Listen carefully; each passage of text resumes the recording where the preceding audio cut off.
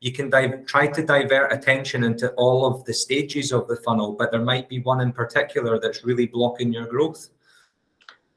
Yeah, for sure. So a typical example, actually an example from a recent client of ours, was we've focused a lot from everything past the acquisition stage. So the awareness stage was the amount of reach we would get within a specific, very niche target market.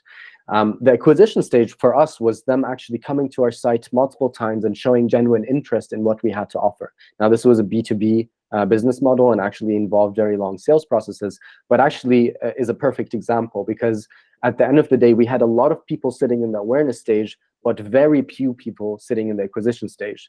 And we've realized that that switch, the value that we created between them moving from awareness to acquisition, was maybe a bit lacking.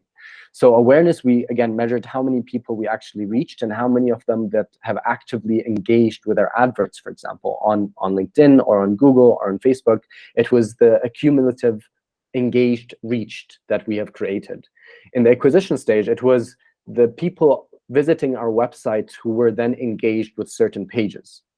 So those were the two KPIs we were looking at, and the conversion rates between all the funnel stages were extremely high, except that initial, first step, which made it really clear to us that that should be our main focus for the next 1 or 2 months in our whole marketing department. How can we better optimize and create more valuable transition points, if you'd like, or incentives, or content, whether it's content or something else, right, to then increase that conversion rate, which in essence, after a couple of months, then meant the whole funnel performed a lot better.